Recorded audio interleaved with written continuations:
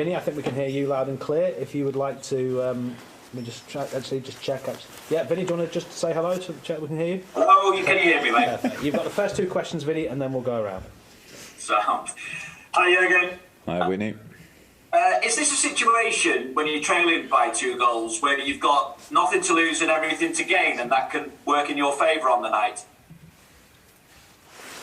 When you're 3-1 down, it looks like you're already out. That means you have not a lot to lose, let me say it like this. And yeah, so we will give it a try. I think that's the job we have to do, and that's exactly how we will go for it, if you want. It's a result which showed the result of the performances of the night. They were better than us. We were not as good as we should have been or could have been. But it's the first half of the leg, and so yeah, that's it.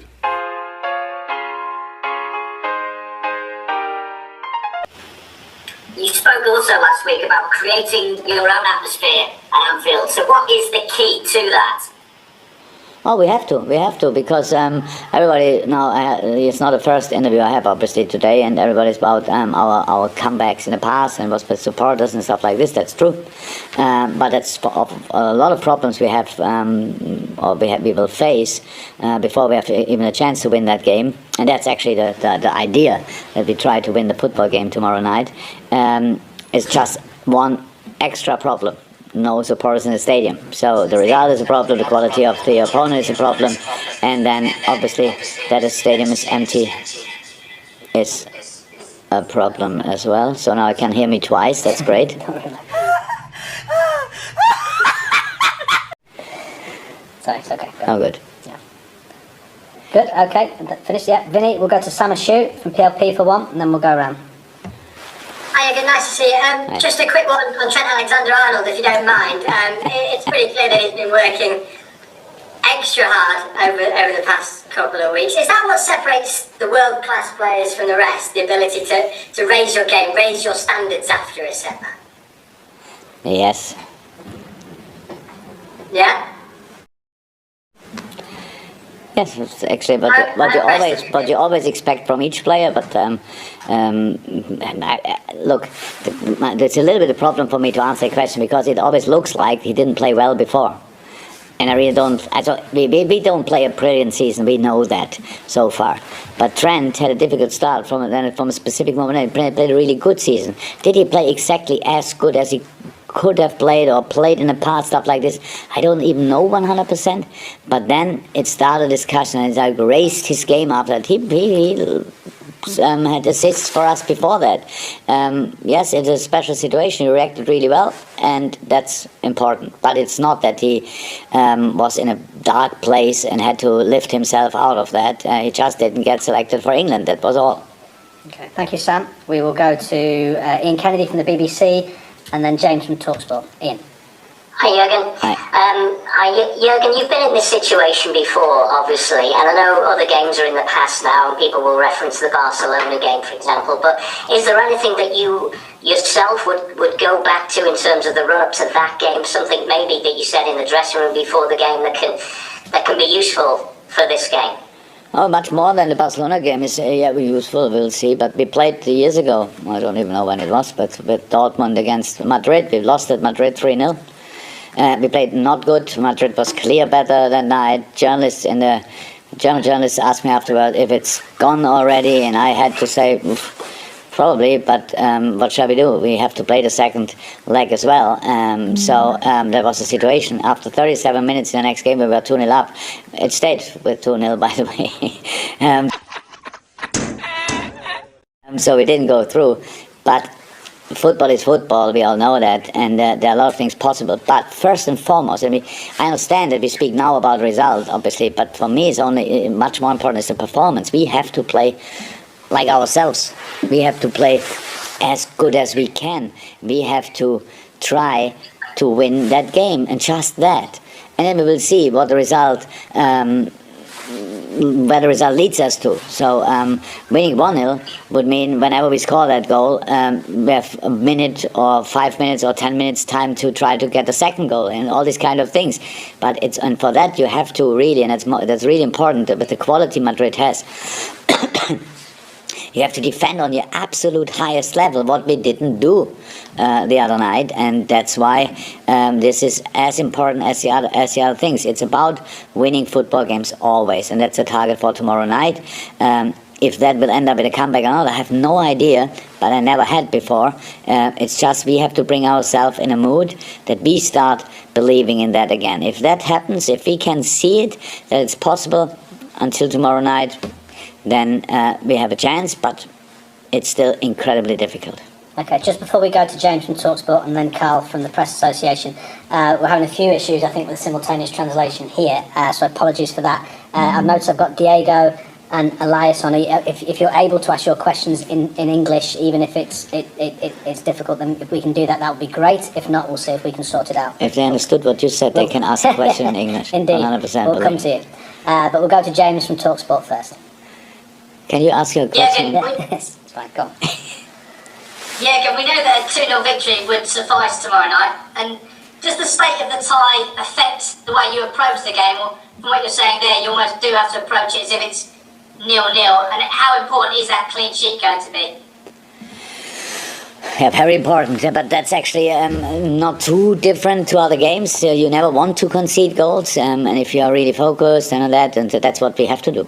So we cannot ignore defending in this game. The quality that we get punished for sure. I have no idea if anybody in the world can deny Real Madrid from having any chances. So they beat us a week ago. Yes, we were not good, but a few days later they beat Barcelona in a very important game as well. So they are obviously in a good moment, and we have to deny that, and we have to defend on our highest level, and then we have to create as well. So that's it. It's nothing different really, but of course it feels always different. Like, yes, it's all this game starts with 0-0 anyway, but if they would go 1-0 up, whatever, then in a normal game we have to score 2 to win it, and to score 1 to get a point wouldn't help, 2-1 wouldn't help. So that's the situation. We have to be 100% on our absolutely top level to have a chance to make it, but that's possible that we are at our 100%, so we should try it. Okay, thank you. We go to Carl Markham, and then we're going to try Diego and Elias, but we'll go to Carl Markham first. Hi again. Hi. You said last week that you didn't want really to be known as the comeback kings for games, for reputation you've got. But I'm just wondering, tomorrow is exactly 5 years today since that Europa League comeback against Dortmund, and obviously the Barcelona one features heavily. Do you use any of that as motivation for your players in the preparation? We will see. The boys know that some of the players were involved in these games and famous. Did I say I don't want to be known as the comeback kings? Okay. Yeah, I think you actually said, I'd not like to sit here and say comebacks are our thing. Yeah, because you cannot take it for granted. So you never could and you never should. So that's it, pretty much. Yeah, true. So you don't get a comeback because you had a comeback in the past. You only have a chance if you play really good football in the present, and that's what we have to do. The best situation would be if you don't bring yourself in a situation that you need a comeback. But obviously that's not worth to talk about now. But the situation is clear. The situation is clear. That's why this competition is so interesting, because you have these rules like the away goal counts different and all these kind of things, and so that makes it really exciting. And we will see. And we should not concede. And if we then can create more than we had at Madrid, and that should be possible because we didn't have a lot, then we will see what we get in the end. But it's not. What I actually really mean. We cannot just take comebacks for granted, especially not without a crowd in the stadium. So, and we have to create our own atmosphere again for this game, and we will do. Will not do that today, or like that it constantly going off for the boys and try to tell them whatever kind of stories. No, we have tomorrow a full day, one session in the morning, light session, and then a full day to prepare us from a atmosphere point of view. Okay, thank you very much, Carl. We've still got a couple to come from Dave and also Chris, but we've probably got all the hands up we can now for Jurgen's section. A reminder, Andy Robertson comes next as the Liverpool player. We're going to try Diego Plaza, if possible. Diego, see you in your car. Are you okay in English, or do we need to try the headphones? In Spanish, please. We can try these. Okay. There we go. Yes, it works. We can hear you. Fire away, Diego. Okay. Buenas tardes, Jürgen. Diego Plaza del Chiringuito. Zidane dijo tras ganar al Barcelona que estaban al límite físicamente. ¿Usted cree que esa puede ser una de las claves a su favor en el encuentro? ¿Plantear un partido físico con una presión alta e intensa desde el inicio?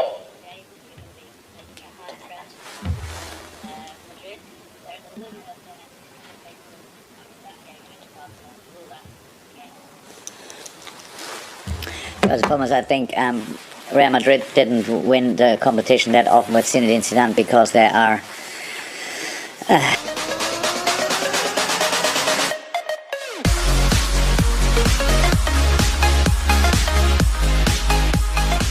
not experienced. They are pretty experienced, and these are all things. They're already part of the game, so that they have intense season and they have injuries. That's clear. Everybody can see that. We have the same. So we're on the same level. Nobody has to use that for any kind of explanations. So it's just late in the season, crazy year with a lot of games and all these kinds of things. But the decisive part of the season is now, and I'm 100% sure Real Madrid will be 100% ready for this game. And that's what we prepare for, and not for what the team felt 5 minutes after the Barcelona game, which is obviously a moment when you really feel each bone when it was that intense. So they are in a good moment, and that's what we will prepare for. Thank you, Diego. Before we just go to Elias next, we're going to go to Juan Ignacio, if you can be ready, but we go to Elias first. I'm not sure which language this is in, Elias, either English or Spanish. English? Perfect, thank you. Yes, we can hear you. Yeah. Hi, Jurgen. What's it going to take tomorrow to get the breakthrough to beat Real Madrid? What will you need to get the breakthrough to beat Real Madrid? To beat Real Madrid, you have to defend Real Madrid on your absolute highest level, because their offensive qualities are incredible, and even that is then really difficult. The first goal they scored is a good example for it. That's for most of the teams in the world not even half a chance, but the pass from Toni Kroos and the first touch and the finish was absolutely incredible. And so even when you defend them well and deny them a lot of things, then these things are still possible.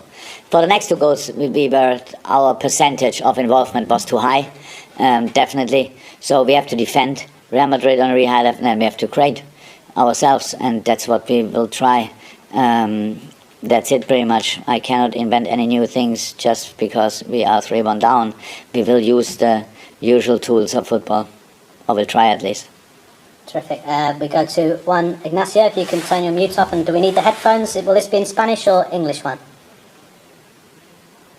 Oh, hello. Hola, Juan. Juan, can you hear us? No. Okay, we'll come back to him in a second if we can. We'll go to Chris Bascom and then Dave Maddock. Chris. Hi. It's pretty obvious last week that was not the real Liverpool. I mean, is there a sense of pride comes into play with a game like this? You're playing Real Madrid, huge game. You know, even for one reason other than the final, that wasn't Liverpool the last 4 years for one reason or another. Is there a real sense that you've got to show yourselves now? That's the plan. That's the plan, but it's look. It's how I said. It's all these kind of things in press conference. I have no problem with press conference. The only thing is that the only thing a press conference could be influential is in a negative way. That I give some phrases, headlines, whatever, and for them it's absolutely not. I don't like that, and we don't need that. I'm already completely in the mood for the game, and that means whatever we want in this tie, we have to show tomorrow night on the pitch and not me here or Robbo later in the press conference or whatever. It's all about tomorrow night on the pitch. That's it. Thank you, Chris. Dave Maddock, and then Neil Jones. Dave. Jürgen, from everything you've said, I kind of get the impression that you think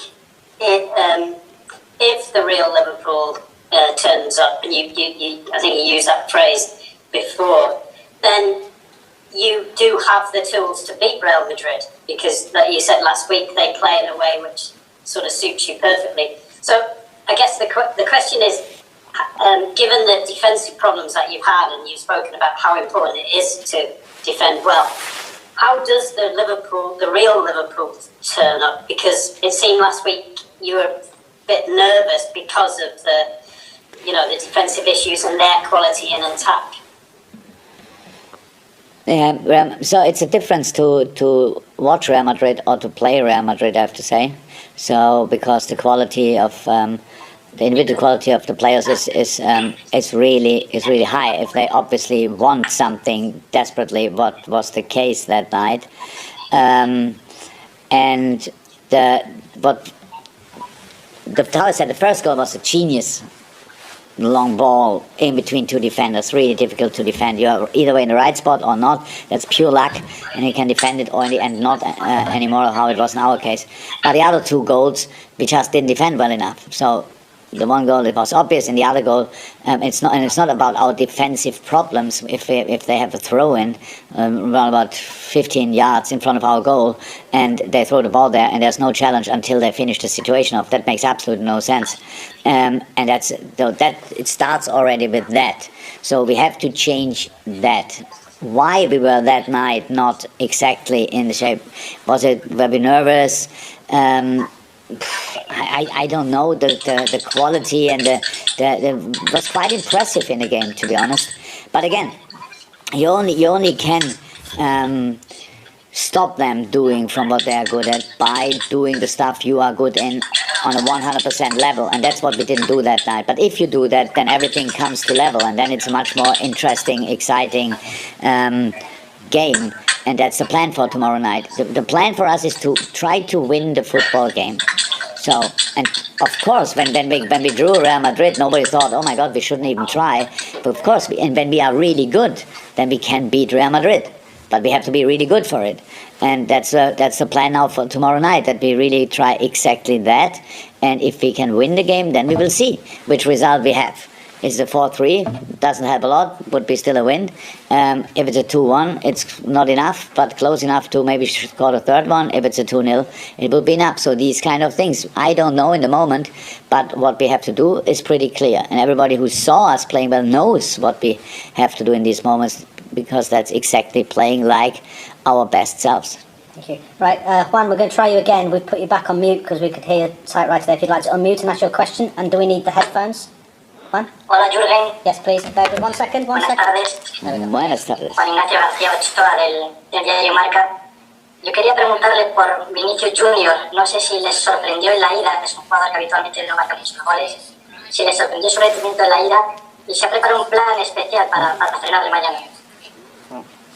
So I couldn't hear it now, but probably somebody can tell me later. I'm not sure if we can actually. So, Phil, do you want to try that one more time? Now I think now I hear you. Yeah. No, that's okay. Juan, do a translation. Yeah, now I hear you. Quería preguntarle por Vinicius Junior. No sé si les sorprendió en el partido de ida su rendimiento a usted y a sus jugadores, y si para mañana han preparado algo especial para frenar su velocidad.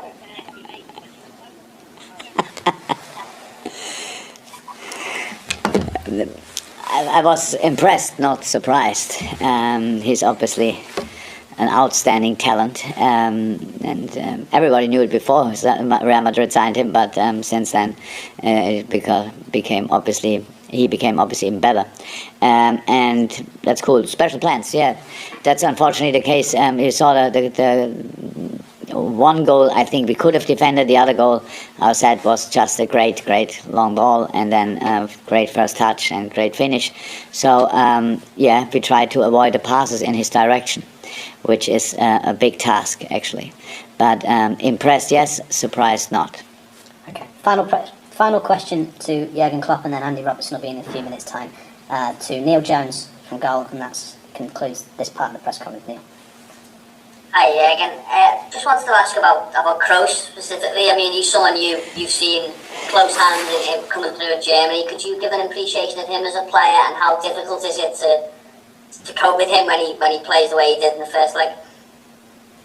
Oh, one of the biggest talents in German football for a long time. He's a great player since very early, when he was really young, pretty early, signed for Bayern, got a loan for Leverkusen, came back to Bayern, played incredible stuff there, made then a kind of a brave move to Real Madrid, and became then one of the most successful club footballers in the world, with Germany together, world champion as well in 2014. So obviously quite a successful career so far, and not really old. I'm not sure, Tony might be 29, something like that. So there's still a lot to come. Quite a nice person as well, really relaxed fella, and so we don't know each other really well, but I appreciate him obviously for years already, or admire him already for years, because he's just a wonderful football player. Yeah, that's it pretty much. So, and his skills are obviously, it's like I'm not sure if you know Bernd Schuster, but there was another German player who played quite successful in Spain. It's a similar player, but Tony is probably even more dynamic, quicker in all the things he's doing. Maybe not a sprinter, but quicker. So a guy who is really difficult to defend, because he can change the game from really deep areas. And when he is higher up the pitch, then he is still the eye for the pass through the gap, or for a proper finish from distance. So yeah, nice package, to be honest. Fantastic. Thank you, everybody. And Andy Robertson will be up next, and thanks for bearing with us for that. That's you, Ross. Thank you. It was a pleasure. Yeah, thank you. Bye-bye. Thanks very much, Murphy.